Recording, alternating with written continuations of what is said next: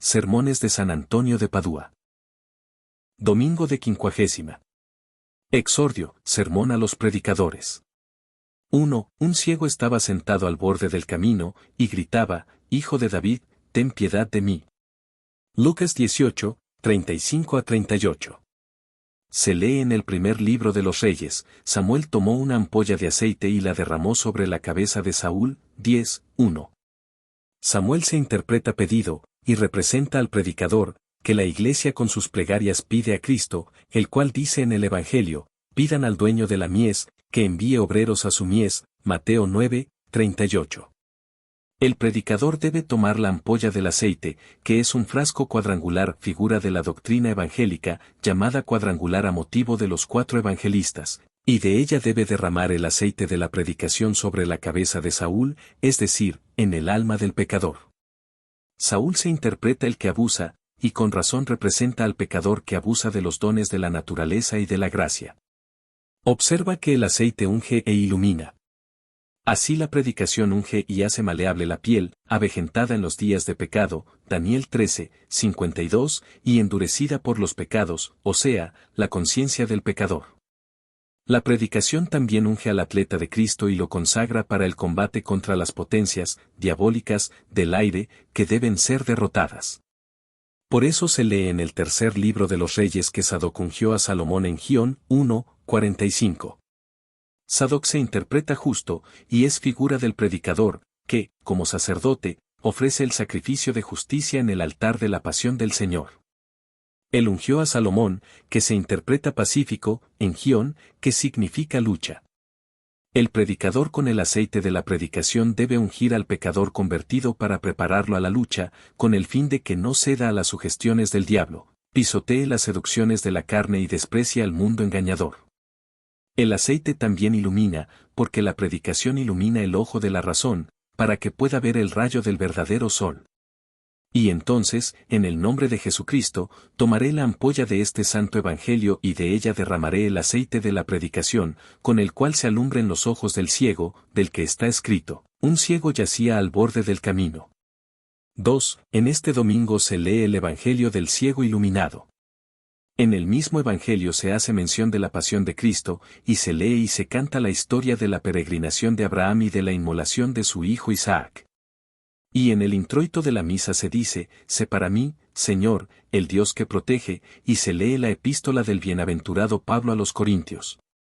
Aunque hablara las lenguas de los ángeles y de los hombres, para el honor de Dios y para la iluminación de sus almas, vamos a poner de acuerdo todas estas lecturas.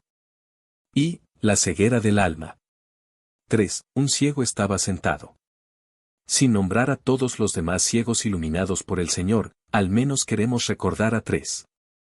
El primero es el ciego del Evangelio, ciego desde el nacimiento, iluminado con la saliva y el lodo, Juan 9:1-7, el segundo es Tobías, cegado por el estiércol de las golondrinas y curado con la hiel del pez, 2:11, el tercero es el obispo de la Odisea, al cual dice el Señor, ¿no ves cómo eres un infeliz, un pobre, un ciego, un desnudo que merece compasión?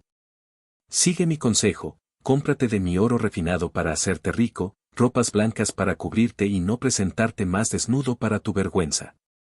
Por fin, pídeme colirio, para untar tus ojos y poder ver, Apocalipsis 3:17-18. Vamos a ver qué simbolizan estos 3 ciegos. El ciego desde el nacimiento representa de modo alegórico al género humano, cegado en los primeros padres.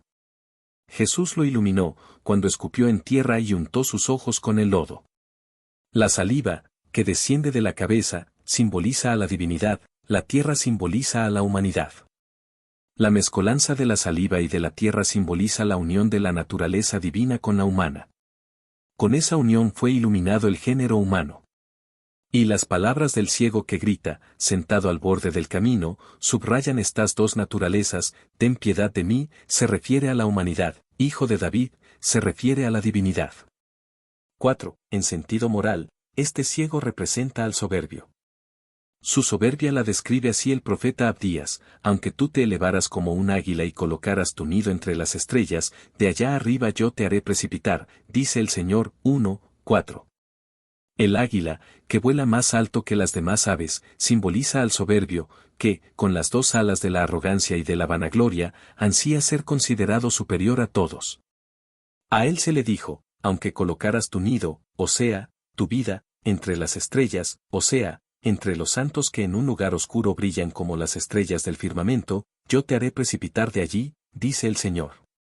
El soberbio se esfuerza por colocar su nido en la compañía de los santos.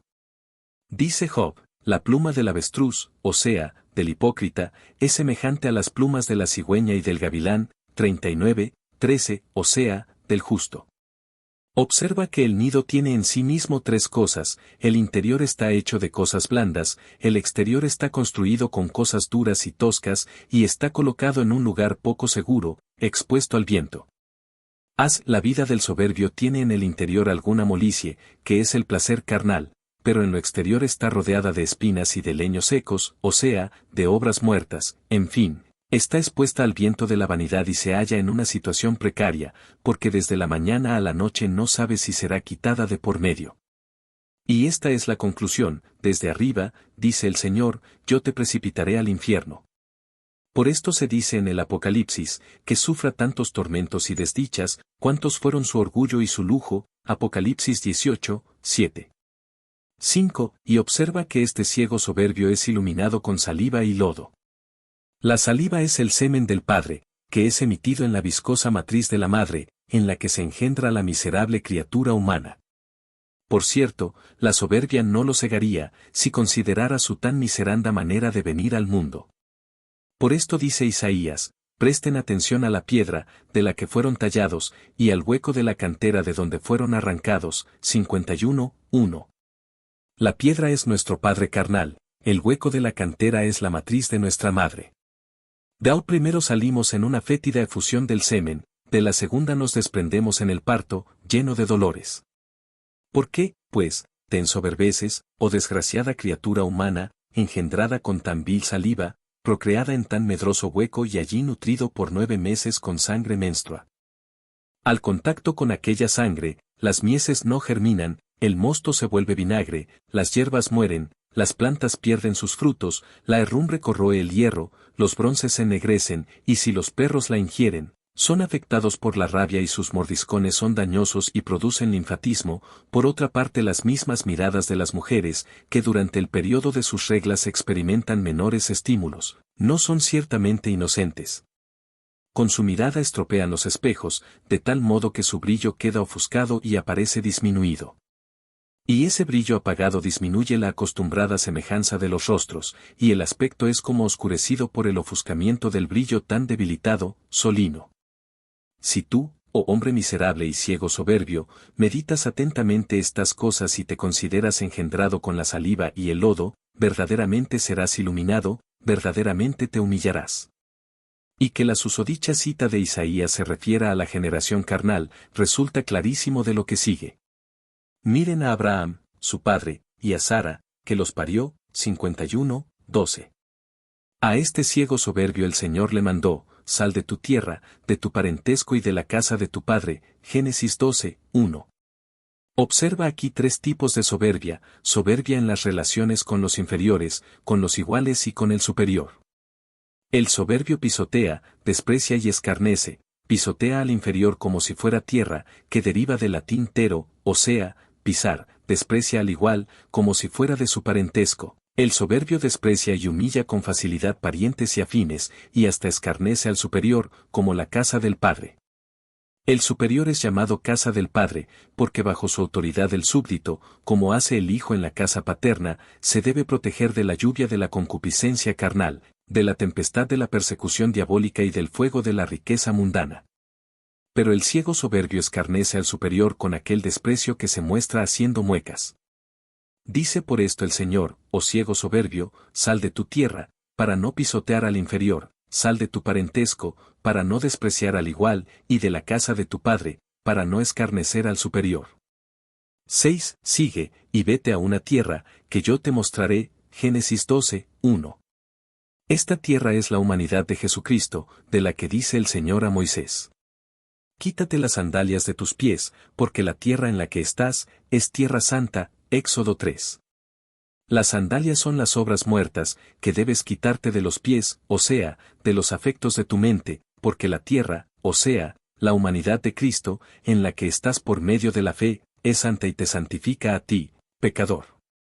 Vete, pues, oh soberbio, a aquella tierra, considera a la humanidad de Cristo, observa su humildad y destruye la hinchazón de tu corazón. Camina con los pasos del amor y acércate con la humildad del corazón, diciendo con el profeta, en tu verdad, o sea, con razón, me humillaste, Salmo 118, 75. Oh Padre, en tu verdad, o sea, en tu Hijo, humillado, pobre y peregrino, me humillaste. Tu Hijo fue humillado en el seno de la Virgen, fue pobre en el pesebre de los animales y peregrino en el patíbulo de la cruz. Nada humilla tanto la soberbia del pecador, cuanto la humildad de la humanidad de Jesucristo. Dice Isaías, ojalá rasgaras los cielos y descendieras. En tu presencia se licuarían los montes, 64, 1. En la presencia de la humanidad de Jesucristo, los montes, es decir, los soberbios, se disipan y se desvanecen en sí mismos, cuando consideran a la cabeza de la divinidad reclinada en el seno de la Virgen María. Vete, pues, a la tierra que casi con el dedo te mostré en el río Jordán, diciendo, este es mi Hijo dilecto, en el cual me complazco, Mateo 3, 17.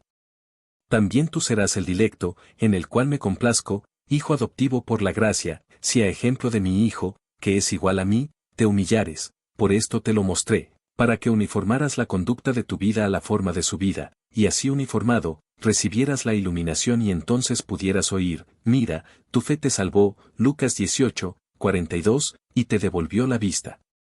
7. El segundo ciego, cegado por el estiércol de las golondrinas, pero curado por la hiel del pez, es Tobías, del que se relata, sucedió que un día, cansado a causa de una sepultura, de regreso a casa, se echó contra la pared y se durmió, y del nido de golondrinas cayeron sobre sus ojos, mientras dormía, los excrementos, y así se volvió ciego, Tobías 2, 10-11. Vamos a considerar brevemente lo que significan Tobías, la sepultura, la casa, la pared, el dormir, el nido, las golondrinas y sus mismos excrementos. Tobías es el justo tibio, la sepultura es la penitencia, la casa es el cuidado del cuerpo, la pared es el placer de la carne, el tomar sueño es el entumecimiento de la negligencia, el nido es el consentimiento de la mente viciosa, las golondrinas son los demonios, y los excrementos son la gula y la lujuria. Digamos, pues, Tobías, cansado a causa de una sepultura. Tobías es figura del justo tibio, del cual el Señor dice en el Apocalipsis, ya que no eres frío, por el temor del castigo, ni eres caliente, por el amor de la gracia, sino que eres tibio, yo comenzaré a vomitarte de mi boca, Apocalipsis 3, 15-16. Como el agua tibia provoca el vómito, así la tibieza y la negligencia expulsan del vientre de la misericordia divina al ocioso y al tibio. Exclama Jeremías. Maldito el hombre que lleva a cabo las obras de Dios con negligencia. 48, 10. Tobías, cansado a causa de la sepultura, regresa a casa, cuando en la fatiga de la penitencia, en la cual y bajo la cual debe esconder los cuerpos de los muertos, o sea, los pecados mortales, para estar entre aquellos de los que se dice. Bienaventurados aquellos cuyos pecados están cubiertos. Salmo 31, 1. Experimenta aburrimiento y vuelve con sus deseos al cuidado de su cuerpo, en contra de lo que le sugería el apóstol, Romanos 13, 14. Y añade, se echó contra una pared. La pared es el placer de la carne. Como en la pared una piedra se pone encima de la otra y se pega con el cemento, así en los placeres de la carne, el pecado de la vista se une al pecado del oído y el pecado del oído al pecado del gusto, y así de los demás sentidos, y se pegan tenazmente entre sí con el cemento de las malas costumbres. Después, se adormece abandonándose al entorpecimiento de la negligencia, y así sucede la deyección de las golondrinas sobre los ojos del que está durmiendo. Las golondrinas, por su raudísimo vuelo, son figuras de los demonios, cuya soberbia hubiera querido volar por encima de las nubes y de las estrellas del cielo, y llegar a la igualdad con el Padre, a la semejanza del Hijo. Isaías 14, 13-14. El nido de los demonios es el consentimiento de la mente afeminada, elaborado con las plumas de la vanagloria y con el barro de la lascivia. De ese nido caen los excrementos de la gula y de la lujuria sobre los ojos del adormecido Tobías, y así se ciegan los ojos, o sea, la razón y la inteligencia de la desgraciada alma. 8. Presten atención, queridísimos, y cuídense de tan funesto engranaje. Del disgusto de la sepultura, o sea, de la penitencia, se llega a la casa del cuidado del cuerpo. Ese cuerpo, bajo la apariencia de la necesidad, se apoya contra la pared del placer y entonces, sumergido en el sueño de la negligencia, llega a ser cegado por los excrementos de la lujuria. El poeta Ovidio se pregunta, ¿Egisto cómo llegó a ser adúltero? El motivo es evidente, vivía en el ocio. Grita, pues, oh tibio Tobías, oh ciego lujurioso, que yaces contra la pared, hijo de David, ten piedad de mí. Este ciego, en el introito de la misa de hoy, suplica ser iluminado, diciendo, sé tú el Dios que me protege, mi abrigo, porque tú eres mi ayuda y mi refugio, y por tu nombre serás mi guía y me nutrirás. Salmo 30, 2. El ciego pide 4 cosas, sé tú el Dios que me protege, tú me proteges y me defiendes con los brazos abiertos en la cruz, como la gallina a los polluelos bajo sus alas. El lugar de abrigo, para que en tu costado, atravesado por la lanza, pueda hallar un lugar de refugio, en el que esconderme frente al enemigo. Tú eres mi ayuda, para no caer, y mi refugio o, mejor, mi refugio secreto, para que, si caigo, no recurra a otro sino solo a ti. Y por tu nombre de hijo de David, tú me guiarás a mí que soy ciego, porque me darás la mano de tu misericordia, y me nutrirás con la leche de tu gracia. Hijo de David, ten, pues, piedad de mí. 2. La pasión de Cristo. 9. El Hijo de Dios y de David, el ángel del supremo consejo, el médico y la medicina del género humano, en el mismo libro te aconseja. Abre el vientre del pez, extrae la hiel, unta los ojos, Tobías 6, 5, y así podrás recuperar la vista. En sentido alegórico, el pez es Cristo, asado por nosotros en la parrilla de la cruz. La hiel es su amarguísima pasión, y si los ojos de tu alma fueren untados con esa hiel, recuperarás la vista. La amargura de la pasión del Señor expulsa toda la ceguera de la lujuria y todo excremento de carnal concupiscencia. Dijo el sabio abad Guerrico, el recuerdo del crucificado crucifica los vicios. Se lee en el libro de Ruth, moja tu bocado en el vinagre, 2, 14. El bocado es el momentáneo y pequeño placer de la carne, que debes mojar en el vinagre, o sea, en la amargura de la pasión de Cristo. También a ti el Señor te manda, como mandó a Abraham, en la historia de este domingo, toma a tu hijo Isaac, al que tanto amas, y vete a la tierra de la visión, y allí ofrécemelo en holocausto, Génesis 22, 2. Isaac se interpreta risa o gozo, y en sentido moral significa nuestra carne, que ríe, cuando las cosas de este mundo le sonríen, y goza, cuando satisface sus deseos. De los dos habla Salomón en el Eclesiastés, la risa, o sea, las cosas temporales, las juzgué un error, porque extravían del camino de la verdad, y al gozo de la carne le dije, ¿por qué engañas vanamente? 2, 2. Toma, pues, a tu hijo, a tu carne, al que amas y al que alimentas tan cariñosamente, y, desgraciado de ti, ¿no sabes que no existe peste más fuerte para dañar que el enemigo familiar? Dice Salomón, el que nutre con delicadeza a su siervo desde la infancia, más tarde sufrirá sus insolencias, Proverbios 29, 21. Tómalo, pues, tómalo y crucifícalo. Es reo de muerte. Replica Pilato, o sea, el afecto carnal, ¿qué mal hizo, oh? ¿Cuántos males hizo tu risa, tu hijo? Despreció a Dios, escandalizó al prójimo, dio muerte a su alma. Y tú preguntas, ¿qué mal hizo? Tómalo, pues, y vete a la tierra de la visión. 10. Tierra de visión fue llamada Jerusalén, de la cual se habla en el Evangelio de hoy. Jesús llamó secretamente a sus 12 discípulos y les dijo: Subamos a Jerusalén, Mateo 20, 17 a 18. Toma también tú a tu hijo, y sube con Jesús y los apóstoles a Jerusalén, y allí ofrece en el altar, o sea, en la meditación de la pasión del Señor, y en la cruz de la penitencia, tu cuerpo en holocausto. Y presta atención que dice en holocausto. Holocausto deriva del griego holon, todo, y kauma quema. Por ende, holocausto significa todo quemado. Ofrece, pues, a todo tu hijo, a todo tu cuerpo, a Jesucristo, que se ofreció totalmente a Dios Padre, para destruir totalmente el cuerpo del pecado, Romanos 6, 6. Y observa que como el cuerpo humano está compuesto de 4 elementos, fuego, aire, agua y tierra, el fuego en los ojos, el aire en la boca, el agua en las entrañas y la tierra en las manos y en los pies. Así el cuerpo del pecador, esclavo del pecado, tiene el fuego en los ojos por la curiosidad, el aire en la boca por la locuacidad, el agua en las entrañas por la lujuria, la tierra en las manos y en los pies por la crueldad. En cambio, el Hijo de Dios tuvo velado su rostro, que los ángeles desean contemplar, primera carta del apóstol San Pedro 1, 12, para mortificar la morbosa curiosidad de tus ojos. Permaneció mudo como un cordero no solo delante de quien lo esquilaba, sino también delante de quien lo mataba, y mientras era maltratado, no abrió su boca, para mortificar tu locuacidad. Su costado fue traspasado por la lanza, para arrancarte los humores malsanos de la lujuria.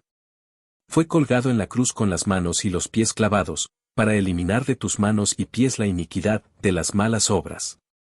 Toma, pues, a tu hijo, a tu risa, a tu carne, y ofrécelo todo en holocausto, para que tú puedas arder todo en la caridad, que cubre la multitud de los pecados. Primera carta del apóstol San Pedro 4, 8. De la caridad el apóstol proclama en la epístola de hoy: si hablara la lengua de los hombres y de los ángeles, pero no tuviera la caridad, no sería más que bronce que resuena y campana que toca. Primera carta de San Pablo a los Corintios 13, 1. Dice Agustín: yo llamo caridad ese impulso del alma para que goce de Dios por sí mismo, y goce de sí y del prójimo en orden a Dios. Y el que no tiene esta caridad, aunque haga muchas cosas buenas, o sea, obras buenas, en vano se fatiga. Por esto dice el apóstol: aunque hablara la lengua de los ángeles, la caridad llevó al Hijo de Dios al patíbulo de la cruz. Se dice en el Cantar de los Cantares: el amor es fuerte como la muerte, 8, 6. Y el bienaventurado Bernardo exclama: oh caridad, que recia es tu atadura, con la cual hasta el Señor quiso ser atado. Toma, pues, a tu Hijo y ofrécelo en el altar de la pasión de Jesucristo. Con su hiel, o sea, con su amargura, serás iluminado y merecerás oír: mira, tu fe te salvó y te devolvió la vista. 11. Puede haber otra interpretación. Tobías fue iluminado con la hiel del pez. La carne del pescado es sabrosa, en cambio, la hiel es amarga. Si se esparce la hiel sobre la carne del pescado, también la carne se volverá amarga. La carne del pescado es el placer de la lujuria, y la hiel que dentro se anida, es la amargura de la muerte eterna. Por eso Job, en el mismo sentido aunque con palabras distintas, dice: su alimento será la raíz del enebro, 30, 4. Observa que la raíz del enebro es dulce y comestible, pero tiene por hojas las espinas. Así el placer de la lujuria, que es el alimento de los hombres carnales, al momento parece dulce, pero al fin produce las heridas de la muerte eterna. Abre, pues, el vientre del pez, o sea, medita sobre el placer del pecado y comprenderás cuán abyecto es. Extrae la hiel, o sea, dirige tu atención al castigo que es debido al pecado y como no tenga fin, así podrás cambiar en amargura todo placer de tu carne. 12. El tercer ciego fue el ángel de la Odisea, iluminado con el colirio. La Odisea se interpreta tribu amable al Señor y simboliza a la Santa Iglesia, por cuyo amor el Señor derramó su sangre, y de ella, como de la tribu de Judá, eligió un sacerdocio real. El ángel de la Odisea es el obispo o el prelado de la Santa Iglesia, que con razón se le llama ángel por la dignidad de su oficio, del que el profeta Malaquías dice: los labios de los sacerdotes guardan la ciencia, y la gente busca de sus labios la ley del Señor, porque es el ángel del un Señor de los ejércitos. 2, 7. Observa que en esta cita se señalan 5 cosas absolutamente necesarias al obispo o al prelado de la Iglesia, o sea, la vida, la fama, la ciencia, la abundancia de la caridad, la túnica talar de la pureza. Los labios del sacerdote son 2, la vida y la fama. Ellas deben custodiar la ciencia, para que lo que el sacerdote sabe y predica, custodie su vida, con respecto a sí mismo, y su ciencia, con respecto al prójimo. De estos 2 labios procede la ciencia de una predicación fructuosa. Y si en el prelado se hallan ante todo estas tres cosas, de su boca los súbditos buscarán la ley, o sea, la caridad, de la cual dice el apóstol, lleven los unos las cargas de los otros, y así cumplirán la ley de Cristo. Gálatas 6, 2, o sea, el precepto de la caridad. Cristo, en efecto, solo por amor llevó a la cruz en su cuerpo el peso de nuestros pecados. La ley es la caridad, que los súbditos buscan ante todo fuera, o sea, en las obras, para que, después, puedan recibir esa ley más suave y fructuosamente de la boca del mismo prelado, porque Jesús comenzó a hacer y a enseñar y él era poderoso en obras y en palabras. Hechos de los Apóstoles 1, 1, Lucas 24, 19. 13. Sigue, el prelado es el ángel del Señor de los ejércitos. He ahí la estola de la pureza interior. Vivir en la carne, prescindiendo de la carne, como dice Jerónimo, no es propio de la naturaleza humana sino de la angélica. Al ángel de la Odisea, o sea, al prelado de la iglesia, carente de estas 5 virtudes, el Señor lo reprende con rigor: tú eres infeliz y miserable, ciego, pobre y desnudo. Eres infeliz en tu vida, miserable en la fama, ciego en la ciencia, pobre en la caridad, desnudo de la túnica talar de la pureza. Pero, como el Señor sabe curar los males con remedios opuestos, y mientras corrige, enseña, y mientras acicatea, suaviza el dolor, por eso le da sus consejos al obispo ciego de la Odisea: te exhorto a comprarme a mi oro purificado y garantizado, para que llegues a ser rico, y a revestirte con vestidos blancos, para que no se vea la vergüenza de tu desnudez, y untar tus ojos con el colirio, para que veas. Te exhorto a comprarme a mí y no al mundo, con el precio de la buena voluntad, el oro de una vida preciosa contra las escorias de tu vida infeliz, oro purificado por el fuego de la caridad contra la miseria de tu pobreza, oro garantizado por el crisol de la buena fama contra el hedor de tu infamia, y a revestirte con vestidos blancos contra la vergüenza de tu desnudez, y a untar tus ojos contra la ceguera de tu incipiencia. 14. Observa que este colirio, con el cual se iluminan los ojos del alma, se compone de las 5 palabras de la pasión del Señor, que son como 5 hierbas medicinales, de las cuales habla el Evangelio de hoy: será entregado a los paganos, y será escarnecido, flagelado y escupido, y después de haberlo flagelado, lo matarán. Lucas 18, 32. ¡Ay de mí! ¡Ay de mí! El que es la libertad de los prisioneros es encarcelado, la gloria de los ángeles es escarnecida, el Dios de todos es flagelado, el espejo sin mancha y el candor de la luz eterna es escupido, la vida de los que mueren es matada. Y a nosotros, tan desgraciados, ¿qué nos queda por hacer sino ir y morir con él? Sácanos, oh Señor Jesús, del barro de la hez con el anzuelo de tu cruz, para que podamos correr, no arrastrados por el perfume, sino por la amargura de tu pasión. Oh alma mía, prepárate el colirio, haz un llanto amargo por la muerte del unigénito y por la pasión del crucificado. El Señor inocente es traicionado por el discípulo, escarnecido por Herodes, flagelado por el gobernador, escupido por la gentuza de los judíos, crucificado por la cohorte de los soldados. Haremos una breve consideración sobre cada uno de estos episodios. 15. Fue traicionado por su discípulo. Judas preguntó: ¿qué quieren darme y yo se lo entregaré? Mateo 26, 15. Oh dolor. Se intenta poner un precio a lo que es inestimable. ¡Ay de mí! ¡Ay de mí! Dios es entregado y vendido por pocas monedas. ¿Qué quieren darme? Oh Judas, tú quieres vender a Dios como un esclavo sin valor, como un perro muerto, ya que no interrogas tu voluntad, sino la de los compradores. ¿Qué quieren darme? ¿Y qué pueden darte? Si te dieran Jerusalén, la Galilea y la Samaria, ¿podrían quizás comprar a Jesús? Si te dieran el cielo y a los ángeles, la tierra y a los hombres, el mar y todo lo que contiene, ¿podrían quizás comprar al Hijo de Dios, en el cual están escondidos todos los tesoros de la sabiduría y de la ciencia? Colosenses 2, 3. Por cierto que no. ¿Puede quizás el Creador ser comprado o vendido por su criatura? Y tú dices: ¿qué quieren darme, y yo se lo entregaré?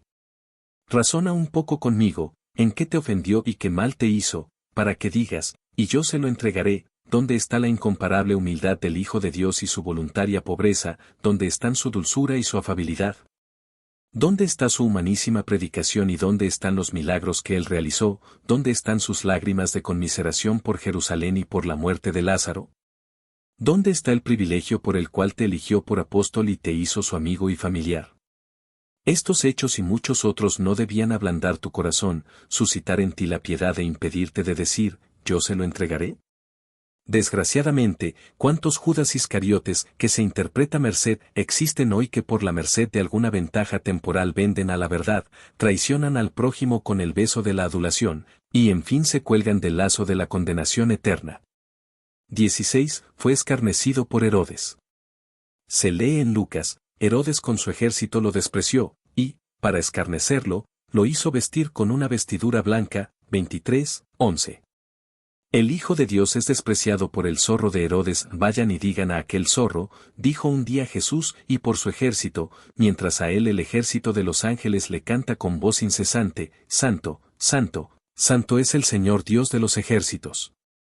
Y Daniel añade, 1000 millares lo sirven y cientos de miles de millares lo asisten. 7, 10. Y para escarnecerlo, lo hizo vestir con una vestidura blanca. El Padre revistió a su Hijo Jesús con una vestidura blanca, o sea, con la carne limpia de toda mancha de pecado, asumida de la Virgen Inmaculada. Dios Padre glorificó al Hijo, que Herodes despreció. El Padre lo revistió con una vestidura blanca, y Herodes lo escarneció revistiéndolo de la misma manera. ¡Oh, qué dolor! Así sucede también hoy.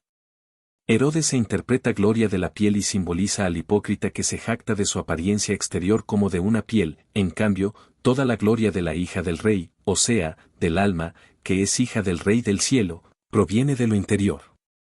El hipócrita desprecia y escarnece al Señor, lo desprecia, cuando predica al crucificado, pero no lleva las llagas del crucificado, y lo escarnece, cuando se esconde bajo la gloria de la piel, apariencia, para poder engañar a los miembros de Cristo.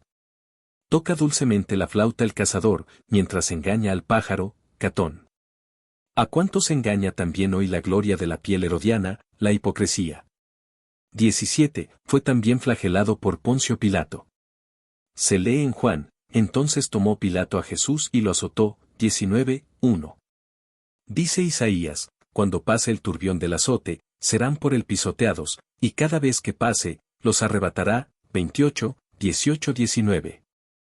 Para que este flagelo, en el cual se indican la muerte eterna y la potencia del diablo, no nos golpeara, el Dios de todos, el Hijo de Dios, fue atado a la columna como malhechor y cruelísimamente azotado, tanto que la sangre brotaba de toda parte del cuerpo. Oh dulzura de la divina misericordia, oh paciencia de la paterna bondad, oh profundo e inescrutable misterio del eterno consejo. Tú, oh Padre, veías a tu Hijo unigénito, que es igual a ti, ser atado a la columna como un malhechor y ser despedazado por los flagelos como un homicida. ¿Y cómo pudiste contenerte? Te damos gracias, oh Padre Santo, que por las cadenas y por los flagelos de tu amado Hijo nos libraste de las cadenas de los pecados y de los flagelos del diablo. Pero, ay de mí. Poncio Pilato azota de nuevo a Jesucristo. Poncio se interpreta descarriado, y Pilato martillador, o también el que golpea con la boca, y simboliza a aquel que se desvía de los buenos propósitos y, pese a la promesa, vuelve al vómito. Ese hombre con su boca blasfema y con el martillo de la lengua golpea y azota a Cristo en sus miembros. Después de haberse alejado con Satán de la presencia del Señor, desacredita a la orden religiosa, diciendo de un miembro que es soberbio y acusa al otro de gula, y, para aparecer el mismo inocente, juzga a los demás culpables. Así con la infamia de muchos puede disfrazar su maldad. 18. Fue también escupido por los judíos. Dice Mateo, entonces le escupieron en el rostro, y le dieron puñetazos, y otros lo abofetearon. 26, 67. Oh Padre, la cabeza de tu Hijo Jesús, que infunde temblor a los arcángeles, es golpeada con una caña. El rostro, que los ángeles desean contemplar, es ensuciado por los salivazos de los judíos y abofeteado. Se le arranca la barba, es golpeado con puñetazos y arrastrado por los cabellos. Y tú, oh clementísimo Señor, callas y disimulas, y prefieres que tu único sea escupido y abofeteado a que todo el pueblo perezca. A ti la alabanza, a ti la gloria, porque de los salivazos, de las bofetadas y de los puñetazos de tu Hijo Jesús sacaste para nosotros un antídoto, para expulsar el veneno de nuestras almas. Otra aplicación, el rostro de Jesucristo es una figura de los prelados, por cuyo medio, como por medio del rostro, conocemos a Dios. En este rostro los pérfidos judíos, o sea, los súbditos malvados, escupen, cuando calumnian y maldicen a los prelados, en contra de la prohibición del Señor, no maldecirás al príncipe de tu pueblo. Hechos de los Apóstoles 23, 5. 19, en fin, fue crucificado por los soldados. Dice Juan, los soldados lo crucificaron y se apoderaron de sus vestiduras, 19, 23. O ustedes todos, que pasan por el camino, deténganse, consideren y observen si hay dolor semejante a mi dolor. Lamentaciones 1, 12. Los discípulos huyen, los conocidos y los amigos se alejan, Pedro reniega, la sinagoga corona de espinas, los soldados crucifican, los judíos blasfeman y escarnecen, se le da a beber hiel y vinagre. ¿Hay dolor semejante a mi dolor? Corno dice la esposa en el Cantar de los Cantares, sus manos torneadas, áureas, cuajadas de jacintos, 5, 14, fueron atravesadas por los clavos. Los pies, a los cuales el mismo mar se ofreció como camino, fueron clavados en la cruz. El rostro, que es corno el sol cuando resplandece con toda su fuerza, se cubrió de la palidez de la muerte. Los ojos amados, para los cuales todo es visible, están cerrados en la muerte. ¿Y puede haber dolor semejante a mi dolor? Entre tantas tristezas, solo el Padre prestó su socorro, cuando Jesús le suplicó, Padre, en tus manos encomiendo mi espíritu.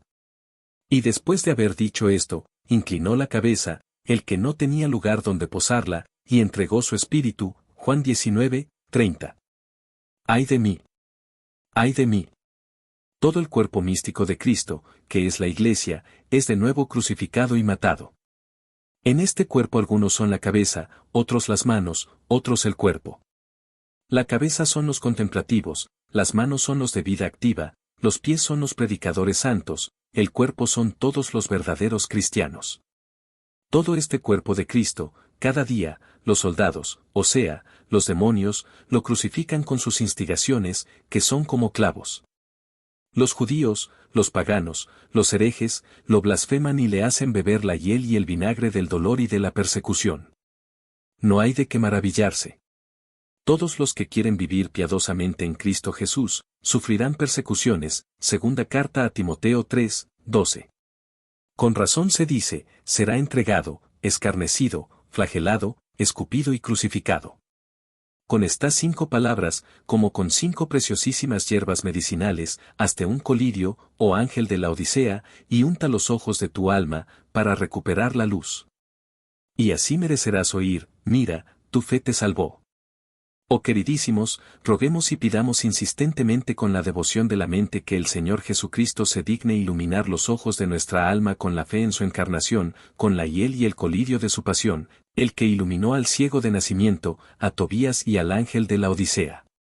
Y así mereceremos contemplar en el esplendor de los santos y en el fulgor de los ángeles al mismo Hijo de Dios, que es luz de luz. Nos lo conceda el mismo Señor, que con el Padre y el Espíritu Santo vive y reina por los siglos de los siglos. Amén. Así sea.